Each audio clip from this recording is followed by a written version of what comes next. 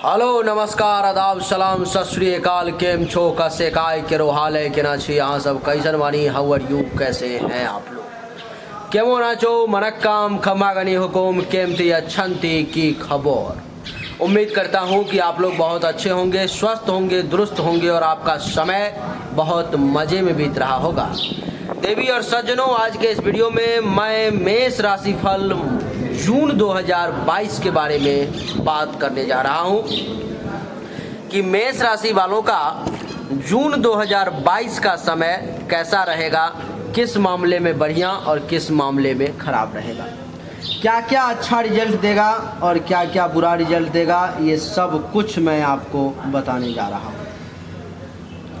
देवी और सज्जनों, मैं आपको बता दूं कि ये जो राशिफल है हमारा वो चंद्र राशि पर में आधारित है और मासिक राशिफल का निर्णय हमेशा सूर्य के गोचर के आधार पर में किया जाता है कि सूर्य का गोचर किस भाव में हो रहा है, कहाँ हो रहा है, कहाँ पे अच्छा रहेगा, कहाँ पे खराब रहेगा, ये सब समझना बड़ा ज़रूरी है इस मासिक राशिफल को तैयार करने में। नहीं तो फलादेश ही गलत हो जाएगी और आपको उसका परिणाम नहीं मिल पाता है, आपको फल नहीं मिल पाता है। वैसे ये एक सामान्य राशिफल है देवी और सज्जनों, इसको मूल जन्म कुंडली से आप तुलना नहीं कर सकते। मूल जन्म कुंडली आपकी 100% सटीक है, उसमें कहीं से कोई शंका की बात नहीं है। लेकिन ये जो है ये 100% सच कभी नहीं हो सकता, क्योंकि ये गोचर कुंडली है, ये बदलता रहता है। लेकिन जो आपकी मूल जन्म कुंडली है, जो जन्म समय, जन्म तारीख और जन्म स्थान से जो निकाली जाती है, वो आपका सबसे मूल है, उसको नहीं बदला जा सकता। आइए देवी और सज्जनों, मैं आपको बताऊं कि 15 जून तक सूर्य देव आपके कुंडली के तीसरे भाव में मिथुन राशि में रहेंगे। 15 जून तक।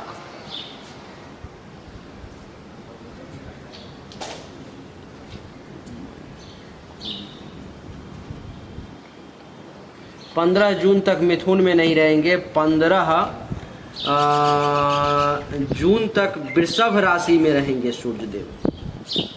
यहाँ पर मैं आपके कुंडली के दूसरे भाव में, यहाँ पर मैं सूर्य देव 15 जून तक रहेंगे और 15 जून को बुधवार के दिन 12:18 दोपहर में सूर्य देव चले आएंगे आपके कुंडली के तीसरे भाव में मिथुन राशि में। इसका क्या असर आप पर में होगा, इसका क्या फल आपको मिलेगा, कितना अच्छा कितना बुरा, आइए इन सबको समझने का प्रयास करते हैं। देवी और सज्जनों, सूर्य आपके कुंडली के पंचम भाव के मालिक हैं। संतान, विद्या, बुद्धि, आपका यश, आपके फॉलोअर्स, आपके लव अफेयर, ये सब सूर्य के कंट्रोल में आते हैं, जो आपके कुंडली के पंचम भाव के मालिक हैं। और इस मालिक को उठा करके आपके कुंडली के दूसरे भाव में वृषभ राशि में शुक्र के घर में डाल दिया गया है। कब तक? तो 15 जून तक। 15 जून को 12:17 तक ये यहाँ रहेंगे और 15 जून को 12:18 में ये चले आएंगे मिथुन राशि में आपके कुंडली के तीसरे भाव में। इसका क्या क्या फल आपको मिलेगा, आइए एक एक करके समझने का प्रयास करते हैं। देवी और सज्जनों, कहते हैं कि गोचर कुंडली से सूर्य अगर आपके कुंडली के दूसरे भाव में आ जाए तो आपकी दुष्ट लोगों से मुलाकात होती है। जो अच्छे लोग नहीं हैं, जो बुरे लोग हैं, जिनका किसी के प्रति सोच अच्छा नहीं है, हमेशा वो समाज को कुछ बढ़िया देने के बदले हमेशा वो समाज को कुछ ना कुछ परेशानी, कुछ ना कुछ टेंशन, तनाव ही देने का प्रयास करते हैं। जो दुष्ट प्रकृति के लोग हैं, उनसे आपकी मुलाकात के योग बना रहे हैं सूर्य देव। आपको मैं बता दूं, ये जो दूसरा भाव है देवी और सज्जनों, कह रहे हैं कि दुष्ट दूसरे भाव में बैठने के कारण दुष्ट और बुरे लोगों से आपकी मुलाकात हो सकती है। महर्षि का कहना है, महर्षि कह रहे हैं कि आपका खुद का स्वभाव भी धूर्तता से भरा हो सकता है। आप इस समय में, कैसे कहूँ, अच्छा नहीं लग रहा, लेकिन ये बता दूं कि आप इस समय में 15 जून तक एक धूर्त व्यक्ति के तौर पर में अपना काम करेंगे, बड़े चालाकी के साथ। अगले व्यक्ति का उससे फायदा हो नुकसान हो वो आप थोड़ा देर के लिए भूल जाएंगे और धूर्तता के साथ अपना फायदा कैसे लेना है ये आप बड़ी आसानी से निकाल लेंगे। कह रहे हैं महर्षि कि धूर्तता ही नहीं, माफ कीजिएगा आप लोग, धूर्तता ही नहीं, इस समय में आपका स्वभाव 15 जून तक नीचता से भरा हुआ भी रह सकता है। धूर्त और नीच दोनों लोगों से संगत हो सकती है, और जब संगत हो गई तो संगत से गुण होत है, संगत से गुण जात नहीं। जैसी संगत वैसी रंगत, यानी कि ऐसे संगतों में पड़ने के कारण ही आपका सोच वैसे था नहीं वैसा, लेकिन संगत गलत हो जाएगी, इसीलिए आप धूर्तता और नीचता दोनों आपके स्वभाव में आ जाएंगे। महर्षि कह रहे हैं कि सिर और आंखों की कुछ पीड़ा भी आपको परेशान कर सकती है। हो सकता है 15 जून से पहले पहले आपको सर में दर्द वगैरह कुछ परेशान करे, सर में दर्द वगैरह कुछ परेशान करे, कुछ आँखों से संबंधित परेशानी आपको परेशान करे, आँख में कुछ पीड़ा हो, कुछ दर्द हो, ऐसा संभव है। महर्षि कह रहे हैं कि व्यापार और धन संपत्ति में भी इस समय में 15 जून तक आपको धन के हानि का भय लगा हुआ है। आपके लिए सूर्यदेव जो दूसरे भाव में बैठे हुए हैं वो आपके बिजनेस व्यापार में भी परेशानी उत्पन्न करेंगे। आप करने की कुछ कोशिश करोगे, हो कुछ और जाएगा। बिजनेस व्यापार में परेशानी के साथ साथ जब भी परेशानी आएगी तो धन धान्य संपत्ति में तो परेशानी आएगी, पैसों का तो हानि होगा, पैसे तो हमारे बर्बाद होंगे। ये सब कैसे होगा? तो ये सब होगा सूर्य देव के दूसरे भाव में बैठने के कारण। देवी और सज्जनों, महर्षि कह रहे हैं कि मित्रों और सगे संबंधियों से भी वाद विवाद की स्थिति उत्पन्न हो जाएगी। बड़ा टेंशन और माहौल विपरीत जैसा समय आपका ये 15 जून तक लग रहा है। अपने दोस्त, जिस दोस्त के साथ आपका संबंध बढ़िया था, उठते बैठते खाते पीते सोते जागते एक साथ रहते थे, उस दोस्त के साथ आपका संबंध जो है इस समय में विपरीत हो सकता है। आप दोनों में बिना किसी बात का छोटी सी बातों पर में बहस हो सकती है, और जिसके कारण से दोस्तों से तो विवाद होगा ही, लेकिन ये विवाद सिर्फ दोस्तों से ही नहीं, आपके परिवार के लोगों से, आपके स्वजन से, आपके अपने लोगों से भी आपको करना पड़ सकता है। हो सकता है आप कुछ ऐसा कृत्य कर दो, कर्म कर दो, जिसके कारण से आपको ये परेशानी उठाना पड़े। महर्षि कह रहे हैं कि सूर्य का गोचर जब तक आपके कुंडली के दूसरे भाव में रहेगा, आपको सुख की प्राप्ति बहुत कम होगी या नहीं के बराबर होगी। यानी कि 15 मई से ही सूर्य यहाँ आ चुके हैं, और अब मैं जो कहानी कह रहा हूँ आपको, ये 15 मई से ही अपना फल देना शुरू कर देंगे, और 15 मई से लेकर के 15 जून तक जो है सो आपको सूर्यदेव इसी प्रकार से परेशान करेंगे। उनका रिजल्ट आपके लिए बहुत अच्छा नहीं है, उनकी व्यवस्था आपके लिए बहुत अच्छी नहीं है।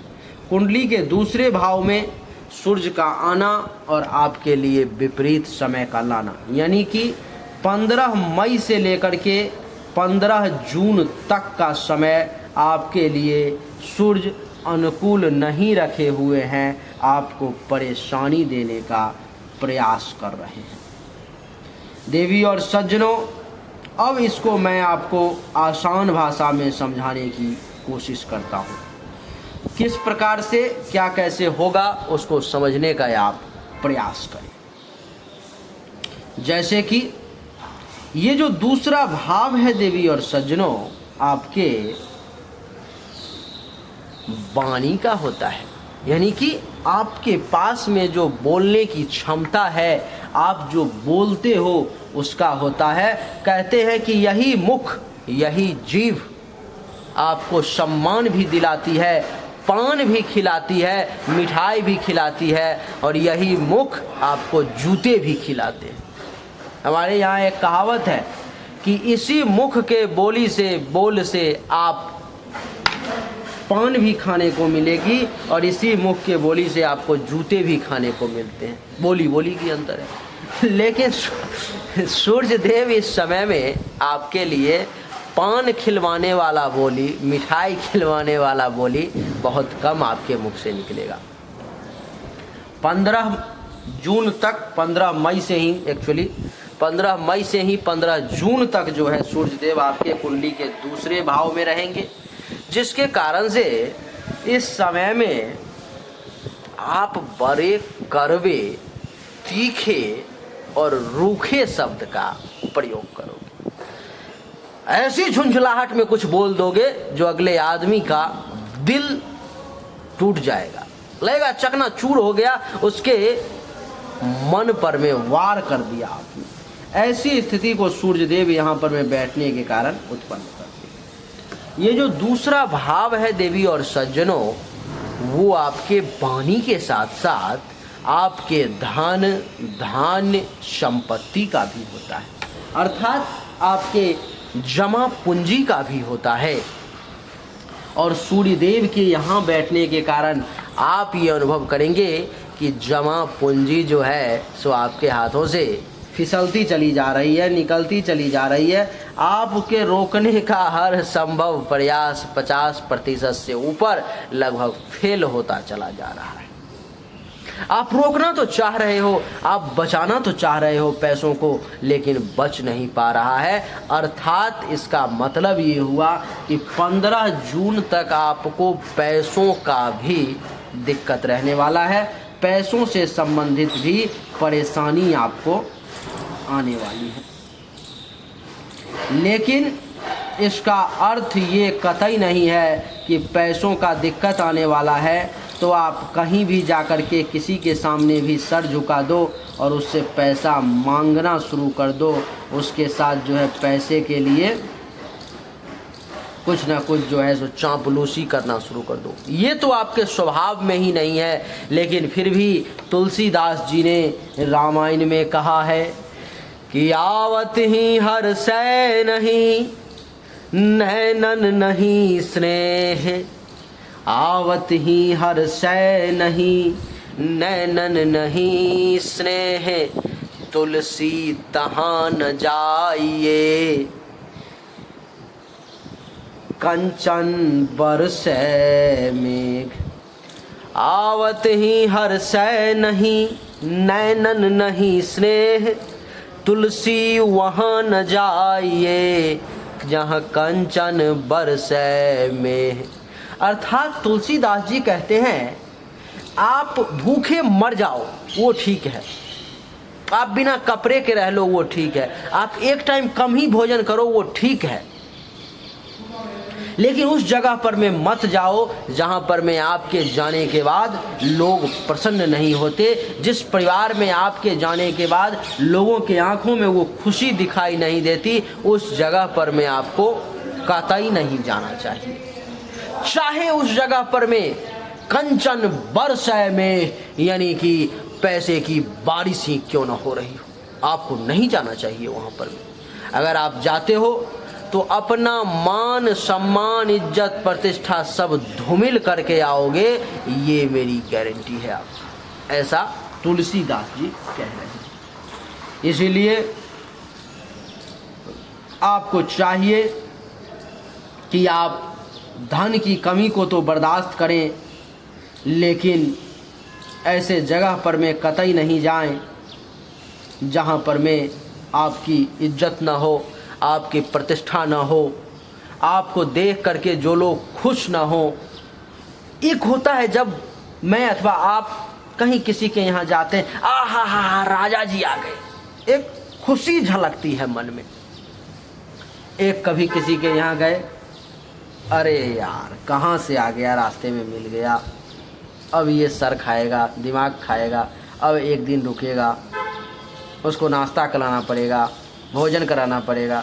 अगला बंदा टेंशन में आ गया राजा जी को देखते ही। तो राजा जी को ऐसे जगह पर में कभी नहीं जाना चाहिए। यानी कि जिस जगह पर में आपके जाने से, मेरे जाने से, वहाँ पर में उन लोगों के मन में खुशी ना हो, उन लोगों का मन तृप्त ना हो, उन लोगों के मन में वो सम्मान नहीं दिखाई दे। आंखों में झलक जाता है कि आपके आने से वो बंदा सुखी है या दुखी है, उसके परिवार के लोग खुश हैं या दुख हैं। जिस जगह पर में खुश हो जाएं, जिस जगह पर में स्नेह उनके आंखों में आपके लिए दिखने लगे, उस जगह पर में जाइए, लेकिन खूब मत जाइए, कभी कभी जाइए। लेकिन जिस जगह पर में आपके जाने मात्र से अगले बंदे का मूड खराब हो जाए, जिस जगह पर में आपके जाने मात्र से उसको ऐसा लगे कि अब आ गया कुछ मांगने के लिए, कुछ मांगेगा, कुछ बोलेगा, उस दरवाजे पर में तो बिल्कुल भी आपको कदम भी नहीं रखना चाहिए। चाहे आप भूखे मर क्यों न जाओ, आप नमक रोटी खा के समय अपना पास कर लो, लेकिन उस दरवाजे पर मत जाओ जहां पर में आपके लिए मान सम्मान नहीं है, जहां पर में आपके पहुंचने से उनके आंखों में वो स्नेह, वो सम्मान नहीं दिखाई दे। चाहे उस दरवाजे पर में इंद्र स्वयं धन की वर्षा क्यों न कर रहे हो, लक्ष्मी स्वयं धन की वर्षा क्यों न कर रही हो, आपको उस दरवाजे पर कभी नहीं जाना चाहिए। नहीं तो आप एक जीवित व्यक्ति रहते हुए भी मृत व्यक्ति के समान हैं। आपकी असली मृत्यु से पहले 1000 बार मृत्यु हो चुकी होगी आपकी, अगर आप ऐसा काम करेंगे तो। इसलिए सतर्क रहें। देवी और सज्जनों, ऐसे समय में, दुख के समय में, जब आपका समय विपरीत हो, ज्यादा खराब हो, उस समय में आप रियल इन्वेस्टमेंट कीजिए। अब कहोगे ये रियल इन्वेस्टमेंट क्या होता है, पैसा है नहीं और इन्वेस्टमेंट कहाँ से? नहीं, पैसे की तो आवश्यकता ही नहीं है। रियल इन्वेस्टमेंट का मतलब है कि अपने दिमाग का विकास कीजिए। उस समय में ज़्यादा से ज़्यादा ध्यान करो, ज़्यादा से ज़्यादा किताबों को पढ़ो, ज़्यादा से ज़्यादा ज्ञान अर्जित करने का प्रयास करो, क्योंकि वो आपका एक ऐसा धन है जिसको कोई चोर चोरी नहीं कर सकता, कोई राजा नहीं छीन सकता, किसी के वश की नहीं। कहते हैं कि राजा सिर्फ अपने देश में पूजा जाता है, लेकिन विद्वान सर्वत्र पूज्यते। विद्वान की पूजा हर जगह होती है। अगर विद्या चाहते हो तो किसी के दरवाजे पर में ऐसे वैसे जाने से अच्छा है, कहते हैं कि छानसः कनसः चैव, छानसः कनसः चैव विद्यां विद्यामर्थं च साधयेत्। क्षणे नष्टे कुतो विद्या, क्षणे नष्टे कुतो विद्या, कने नष्टे कुतो धनम। कहते हैं कि एक एक क्षण गवाए बिना विद्या ग्रहण करनी चाहिए। एक एक क्षण गवाए बिना। जिस समय में आपको धन की कमी है, जिस समय में आपको सुख चैन में कमी है, उस समय में आप विद्या अर्जन में लग जाओ, उस समय में आप ध्यान करने में लग जाओ। छोड़ दो, दुनिया को कुछ लेना देना नहीं है, पहले से ही परेशान हो आप, उस समय में विद्या के अर्जन में लग जाओ, उस समय में ध्यान में लग जाओ। आपका सारा दुख धीरे धीरे करके अपने आप समाप्त हो जाएगा, आप भूल जाओगे उसको। इसीलिए कहते हैं कि क्षणे नष्टे कुतो विद्या, कने नष्टे कुतो धनम। जो क्षण का त्याग करता है, जो क्षण को नष्ट करता है उसको विद्या कहाँ से मिलेगी। यानी कि समय जिसको जो लोग बर्बाद करते हैं, समय भी उनको नहीं छोड़ता, उनको भी बर्बाद कर देता है। जैसे कि आज अगर आप मेरे पीछे पड़ जाओगे, आज अगर आप मुझे बर्बाद करने की कोशिश करोगे, तो कल तो मैं भी आपके पीछे पड़ूंगा, मैं भी तो आपको बर्बाद करने की कोशिश करूंगा। वही न्यूटन का सिद्धांत है कि प्रत्येक एक्शन का रिएक्शन होता है। यानी कि आज आप समय को बर्बाद कर रहे हो, ये मान लो कि समय एक व्यक्ति है जिसे आप बर्बाद किए जा रहे हो, नष्ट किए जा रहे हो, और कल होकर के वही समय जब बलवान होगा तो वो आपको बर्बाद कर देगा, आपको तहस नहस कर देगा। इसीलिए विद्या चाहने वालों को एक एक क्षण का सदुपयोग करना चाहिए, और धन चाहने वालों को एक एक कण को जमा करना चाहिए, एक एक कण को बचा के रखना चाहिए, तभी जाकर के उसके पास में विद्या की और धन की प्राप्ति हो। तो ऐसे विपरीत समय में रियल इन्वेस्टमेंट करो, उचित इन्वेस्टमेंट करो जो आपके दिमाग पर में है, और उससे आपको 1000 गुना, 10,000 गुना, 20,000 गुना लाभ मिलेगा। देवी और सज्जनों, ये जो दूसरा भाव है आपके धन धान्य संपत्ति के अलावा, वाणी के अलावा आपके मुख का होता है, अर्थात जीभ का, अर्थात भोजन का। आपको इस समय में सूर्यदेव 15 जून तक खाने पीने में मनपसंद चीज़ें नहीं लेने देंगे। मनपसंद चीज़ों की आपको कमी महसूस होगी। सही समय पर में प्रत्येक दिन भोजन नहीं मिलेगा, कभी 19 कभी 20 का आपको बर्दाश्त करना पड़ेगा।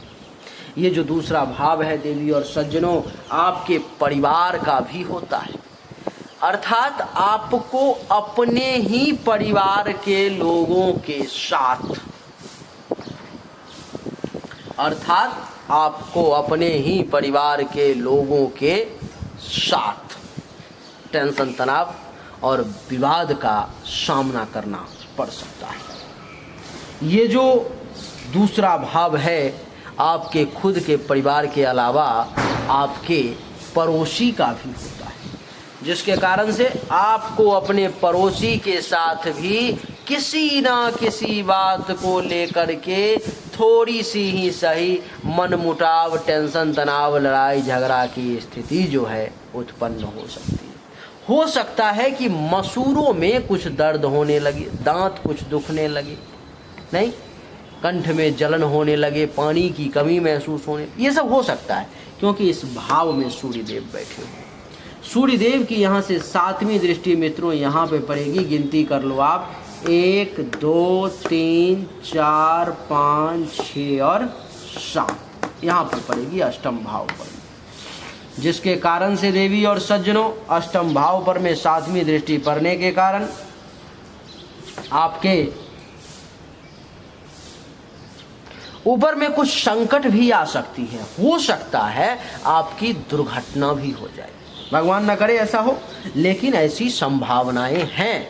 15 जून तक आपको बड़ा संभल करके चलने की आवश्यकता है, क्योंकि दुर्घटना का भी योग बन रहा है। हो सकता है कि आपका कहीं पर में एक्सीडेंट भी हो जाए, आपको चोट भी लग जाए, आपको चोट का भी सामना करना पड़े। ये जो 8वां भाव है वो आपके लिए अचानक से होने वाले धन लाभ का भी होता है। इसी बीच में 15 मई से 15 जून के बीच में कुछ पैसा भी आपको रैंडम अचानक से लाभ होता रहेगा, थोड़ा थोड़ा ही सही, लेकिन बीच में वो आता रहेगा। ये जो 8वां भाव है देवी और सज्जनों, अचानक के लाभ के साथ साथ अचानक परिवर्तन का भी होता है, जिसके कारण से आपको अचानक से बनता हुआ काम बिगड़ता दिखाई देगा, और बिगड़ा हुआ काम कभी कभी बनता हुआ भी दिखाई देगा। रैंडम चेंज, चाहे वो किसी भी प्रकार का हो, अचानक परिवर्तन जो है एक्टिवेट हो जाएगा 15 मई से 15 जून तक। इसीलिए सावधान देवी और सज्जनों, जिस किसी भी व्यक्ति को गुदा मार्ग से संबंधित परेशानी है, पैखाने के रास्ते से संबंधित परेशानी है, किसी को बवासीर है, किसी को पाइल्स है इत्यादि इस प्रकार की अगर कुछ भी परेशानी है तो उस व्यक्ति को इस समय में थोड़ी सी परेशानी और बढ़ जाएगी, थोड़ा सा जो है सो उनको परेशानी का और सामना करना पड़ेगा, स्थिति बहुत अच्छी नहीं रहेगी। देवी और सज्जनों, ये 8वां भाव आपके यात्राओं का भी होता है, तो इस समय में 15 जून से पहले पहले आपकी बहुत सारी यात्राएं भी हो सकती है, आप भाग दौड़ भी ज़्यादा कर सकते हो। ये कहानी हुई 15 जून तक की। अब हम लोग चर्चा करेंगे 15 जून के बाद का समय आपके लिए कैसा रहेगा, कितना अच्छा रहेगा, कितना बुरा रहेगा, इस विषय पर में चर्चा अब हम लोग करेंगे। 15 जून को ही सूर्यदेव 12:18 दोपहर में बुधवार के दिन आपके कुंडली के तीसरे भाव में आ जाएंगे, मिथुन राशि में। इसका रिजल्ट आपके लिए बड़ा सुपर क्लास का रहेगा, बहुत ही अच्छा रहेगा। यानी कि 15 जून से लेकर के 15 जुलाई तक का सूर्यदेव का यहीं पर में बैठे रहेंगे, पूरे 1 महीना के लिए गोचर जो है सो यहीं पर में। इससे क्या फायदा होगा, क्या नुकसान होगा, उसके बारे में महर्षि क्या कहते हैं वो सुनिए। महर्षि कहते हैं कि मेष राशि वालों के लिए तीसरे स्थान में जब सूर्य का मिथुन राशि में गोचर होता है तो रोगों से मुक्ति मिलती है, रोग से आपको सूर्यदेव छुटकारा दिलवाने का प्रयास करने लगेंगे, रोग आपका नाश होने लगेगा, रोगों से मुक्ति मिलती है, सुख की प्राप्ति होती है, चैन भी जो है सो आपको मिलता है। यानी कि रोगों से मुक्ति, सुख की प्राप्ति और चैन से रहने का वक्त आपको प्राप्त होता है। यानी कि 15 जून के बाद वक्त आपका मेष राशि वाले बदल गया। 15 जून के बाद क्या होगा कि रोग से मुक्ति मिलेगी, सुख में वृद्धि होगी और चैन की प्राप्ति होगी। कहते हैं इतना ही नहीं, इसके अलावा भी और भी बहुत सारे शुभ फल आपको प्राप्त होंगे। सज्जनों एवं उच्च राज्याधिकारियों से मेल मुलाकात होती है। सज्जन, इससे पहले आपको धूर्त से मुलाकात हो रही थी, आप एक गलत संगत में थे 15 जून से पहले, लेकिन 15 जून के बाद आपको सज्जन लोगों से मुलाकात हो, अच्छे लोग आपके संगत में आएंगे और फिर से वही बात कि संगत से गुण होत है, संगत से गुण जात। फिर से आपकी संगत बदल जाएगी और संगत बदल जाएगी तो रंगत बदल जाएगी। आपके लिए बढ़िया रिजल्ट लेकर के ये सामने आ जाएंगे, बड़ा सुपर क्लास का। तो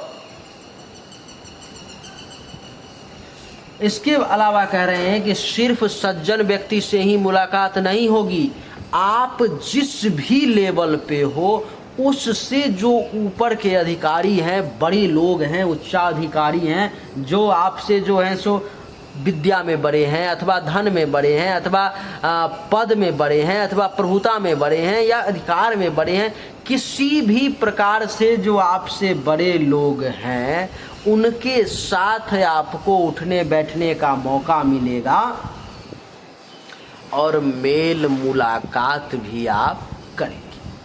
देवी और सज्जनों, इसके बाद महर्षि कह रहे हैं कि पुत्रों तथा मित्रों से धन लाभ तथा सम्मान की प्राप्ति हो। पुत्रों से यानी कि आपको अपने संतान से सुख मिलेगा, धन का लाभ भी मिलेगा। यही बात पुत्र ही नहीं, मित्र से भी यही प्राप्ति होगी, यानी कि मित्र से भी सुख की भी प्राप्ति होगी और धन का भी लाभ आपको मिलेगा। इसके अलावा कहते हैं कि शत्रु जो दुश्मन है आपका वो सरलता से, आसानी से आपसे परास्त हो जाएगा। उसके अंदर इतनी क्षमता नहीं रहेगी कि वो आपसे टकरा सके, विशेष तौर पर मैं आपसे टकरा सके। आएगा भी तो बड़ा सामान्य रूप से आएगा और सामान्य रूप से चला जाएगा। वो इतना ही नहीं देवी और सज्जनों, जो आपसे बड़े बड़े लेवल का होगा व्यक्ति, जो दुश्मनी करने में भी आपके साथ टिक सकता है, वो भी इस समय में आपका सामना करना नहीं चाहेगा। महर्षि कहते हैं कि शत्रु आसानी से परास्त हो जाएगा तथा व्यक्ति धन, मान, प्रतिष्ठा भी प्राप्त करेगा।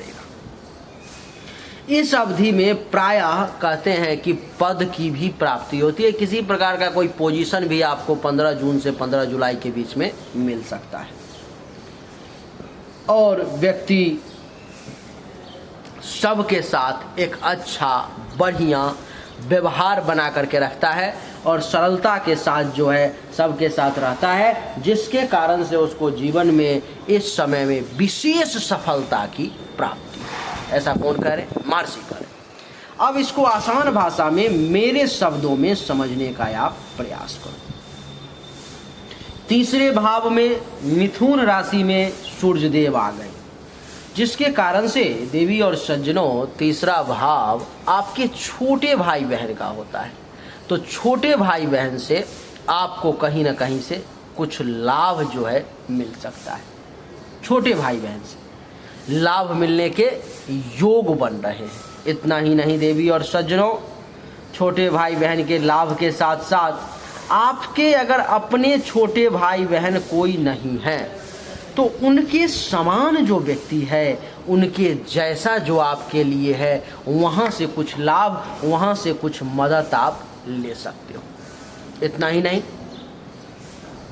छोटे भाई बहन के समान छोटे भाई बहन ही नहीं, इसके अलावा आपका अगर कोई जूनियर है जो आपसे छोटे पद पर में है अथवा जिस भी मामले में जूनियर है, तो वहाँ से भी आपको कुछ लाभ मिलने की संभावना जो है सो दिखाई दे रही है। वहाँ से भी कुछ फायदा आपको हो सकता है। बहुत अच्छा जो है सो आपके लिए वो रिजल्ट लेकर के सामने आए। ये जो तीसरा भाव है देवी और सज्जनों, आपके पराक्रम का होता है। इस समय में सूर्यदेव के कारण बड़े पराक्रमी बने रहो। पराक्रम में कमी नहीं रहेगी। हर मामले में जहाँ पर भी जाओगे बड़े पराक्रम के साथ जो है अपना काम करोगे, आप बहुत पराक्रमी बने रहोगे। ये जो तीसरा भाव है पराक्रम के साथ साथ आपके धैर्य का भी प्रतीक है। आपके धैर्य को भी ये मजबूत करेगा, बड़ा धैर्यवान बना करके आपको ये रखेगा।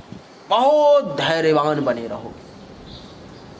धैर्य की कमी जो है आपको महसूस नहीं होगी। कहते हैं कि सब्र का फल मीठा होता है, धैर्य का फल मीठा होता है, तो वो मीठा फल इस सब्र का, इस धैर्य का आपको अवश्य मिलेगा। ये जो तीसरा भाव है देवी और सज्जनों, धैर्य के साथ साथ माता के मृत्यु का भी होता है। अगर जन्म कुंडली में कोई प्रबल मार्केश का योग माता पर में नहीं चल रहा होगा, जो प्रारब्ध ही है जिसको बदला नहीं जा सकता, तभी नहीं तो अगर कोई सामान्य मार्केश का योग होगा तो सूर्यदेव उसको टाल देंगे और आपकी माता के मृत्यु जो है नहीं होगी। ये जो तीसरा भाव है वो आपके गुप्त शत्रु का भी होता है। गुप्त शत्रु अर्थात आपका छुपा हुआ दुश्मन। कई बार ऐसा होता है कि बहुत सारे लोग हमारे साथ रहते हैं जो सामने से तो भैया जो हैं सो राजा मिश्रा जी ही हैं। भैया मिश्रा जी तो बहुत ही अच्छे सुपर क्लास के आदमी हैं। मिश्रा जी उधर गए, इधर पीठ पीछे गाली देना शुरू कर दिया कि साला चोर है, बेईमान है, डाकू है, इत्यादि अनेक प्रकार की चीजें जो हैं सो शुरू कर दी। सामने से जब है आहा मिश्रा जी तो कमाल कर रहे हैं, पीछे जब ही गए मिश्रा जी जिस माध्यम से कमाल कर रहे हैं उस माध्यम को ही काट करके फेंकने की तैयारी में लग गए। ऐसा कर दूं उस डोर को ही काट दूं जिसके कारण से मिश्रा जी कमाल ना रह पाए। कहते हैं कि मुख में राम और बगल में छुरी, तो ये वही गुप्त शत्रु होते हैं देवी और सज्जनों जो हमारे साथ 24 आवर रहते हैं और मौका मिलते ही पीठ पर में चाकू मारने का अथवा गला रेत करके काट देने का प्रयास करते हैं। इनका प्रयास रहता है कि इनकी बनी बनाई सभी चीज़ों को ध्वस्त कर दिया जाए, कैसे भी करके इनको पीछे ले आया जाए। समाज में सब लोग आपको ये कहेंगे कि आगे बढ़ो, हम लोग बहुत प्रसन्न हैं, लेकिन ये सच्चाई नहीं है। आपके गांव में, समाज में आपके अपने लोग कभी भी आपके आगे बढ़ने से खुश नहीं होंगे, कभी भी नहीं। ये मैं आपको बता रहा हूँ। आपके माता पिता, बहुत से बहुत गुरु, आपके पति अथवा पत्नी, बस इसके अलावा आपके परिवार का, आपके टोले का, मोहल्ला का, गांव का, समाज का, रिश्तेदारी का कोई भी व्यक्ति खुश नहीं होगा, ये मैं आपको बता रहा हूं। और वही लोग गुप्त शत्रु के बीच में, गुप्त शत्रु के जैसे हमारे बीच में रहते हैं और मौका लगने पर में हमारी टांग काटने की, टांग खींचने की कोशिश करते हैं। ऐसे गुप्त शत्रु का भी सूर्यदेव आपके लिए पर्दाफाश करेंगे अथवा उसका नाश करेंगे। वो आपका कुछ बिगाड़ नहीं पाएगा गुप्त शत्रु। ये जो तीसरा भाव है देवी और सज्जनों, गुप्त शत्रु के साथ साथ आपके गले का, नाक का, श्वसन अंग का भी होता है। इन सभी मामलों में भी आपको राहत देखने को मिलेगी अगर ऐसा कुछ भी परेशानी है आपको। यहाँ से दृष्टि पड़ेगी सूर्य की 7वीं नवम भाव पर में। 9वां भाव किस चीज़ का होता है? तो 9वां भाव आपके भाग्य का होता है। सूर्यदेव इस समय में आपको जिस काम को करने की कोशिश करोगे, अगर वहाँ पर में आपके मेहनत के साथ साथ भाग्य का भी सपोर्ट चाहिए तो भाग्य आपके साथ खड़ा रहेगा। 15 जून से 15 जुलाई के बीच में भाग्य आपके साथ खड़ा रहेगा, आपका साथ देगा, आपके साथ वक्त बिताएगा। और जिस काम में आप पिछलने लगोगे, जिस काम में पछड़ने लगोगे, उस काम में थोड़ा सा आपको बूस्ट कर देगा, सहारा दे देगा, आप आगे निकल जाओगे। यही तो है भाग्य। तो भाग्य का साथ मिलेगा। ये 9वां भाव आपके ससुराल वालों का, साला साली का भी होता है, जिसके कारण से साला से भी बेनिफिट के योग और साली से भी बेनिफिट का योग आपको कुछ न कुछ मिलेगा। अर्थात ससुराल से कुछ लाभ के योग आपके लिए बन जाएंगे। देवी और सज्जनों, मैं आपको बता दूं, ये जो 9वां भाव है आपके भाग्य के, ससुराल के साथ साथ आपके खुद के धर्म का भी होता है। इसीलिए धर्म का भी पालन आप करो। तीर्थ यात्रा वगैरह भी करने का आपको मौका, अवसर जो है सो प्राप्त होगा। ये 9वां भाव आपके यश का भी होता है। आपके यश में भी वृद्धि, आपकी कीर्ति, आपकी यश चारों तरफ दिशाओं में फैलने लगेगी। जलने वाले जलने लगेंगे, खुश होने वाले खुश होने लगेंगे। समाज में एक अलग मान सम्मान, प्रतिष्ठा की जो है आपको प्राप्ति होगी। ये जो 9वां भाव है देवी और सज्जनों, आपके सपनों का भी होता है। ऐसा कोई सपना जो आप बहुत दिन से देख रहे हो, उसके पीछे पागलों की तरह पड़े हो, लगे हुए हो उसको सिद्ध करने में, सफल करने में, लेकिन हो नहीं रहा था। सूर्यदेव की दृष्टि के कारण उस सपने को सिद्ध करने का, उस सपने को पूरा करने का समय आ गया है। सूर्यदेव आपको इस समय में मदद करेंगे। देवी और सज्जनों, ये जो 9वां भाव है आपके शिक्षा का भी होता है। इस समय में 15 जून से लेकर के 15 जुलाई के बीच में आपको जो शिक्षा प्राप्त है, उस शिक्षा का भी प्रयोग करके उचित लाभ आप ले पाओगे। उचित लाभ ले पाओगे, आपको लाभ मिलेगा। और जिस शिक्षा को प्राप्त करने की आप कोशिश में लगे हुए हो, उसमें भी बेनिफिट होगा। वहाँ से भी आपकी डिग्री जो है सो आगे बढ़ेगी। देवी और सज्जनों, ये जो 9वां भाव है आपके गुरु का, ब्राह्मण का, आचार्य का, संत महात्मा का, ऋषि मुनि का, इन सब का भी होता है। तो यहाँ पर में इन सब से भी आपको कुछ न कुछ आशीर्वाद मिलेगा, उनका आशीर्वाद फलित होगा और आप आगे निकल पाओगे। यहाँ पर में सूर्यदेव बैठे हुए हैं आपके भुजाओं पर में, इन हाथों पर में, इन हाथों में वो शक्ति दे देंगे जिससे आप किसी भी काम को कर पाने में सक्षम होंगे, कुछ भी कर लोगे आप। ऐसा क्यों होगा? क्योंकि सूर्यदेव आपके भुजा पे बैठ गए, पराक्रमी बना दिया उन्होंने, आपको इस लायक बना दिया कि दुनिया में कुछ भी करने के लिए आप तैयार हो। पाँव पर में दृष्टि पड़ गई, पाँव में इतनी शक्ति आ गई कि बड़ा से बड़ा रन दौड़ने के लिए आप तैयार हो, बड़ा से बड़ी परेशानी से झेलने के लिए पाँव टिका दोगे तो फिर टिक जाएगी। ये सब स्थिति है। तो 15 जून तक थोड़ी सी परेशानी है, 15 जून से 15 जुलाई तक का समय बहुत अच्छा है, बिल्कुल परेशानी नहीं आएगी, बढ़िया रहेगा। और ज़िंदगी है तो 19-20 तो थोड़ा सा चलता ही रहता है। 15 जून से पहले 15 जून तक जो है आप दैनिक रूप से सूर्य को जल दो और ओम आदित्याय नमः मंत्र का 1 माला दैनिक रूप से जाप करो, आपके लिए अच्छा रहेगा। नहीं कर सकते तो कम से कम 7 बार जरूर कर लिया करो, स्नान करने के बाद, सूर्य को जल देने के बाद, आपके लिए वो बढ़िया रहेगा, बढ़िया लाभ मिलेगा। उम्मीद करता हूं कि आपको हमारा वीडियो पसंद आया होगा। अगर पसंद आया तो इस वीडियो को लाइक करें, शेयर करें, चैनल को सब्सक्राइब करके इसके बेल आइकन के बटन को दबा दें। एक बार फिर से आप सभी का बहुत बहुत धन्यवाद। Thank you so much. जय हिंद, वंदे मातरम। बोलिए राधे राधे।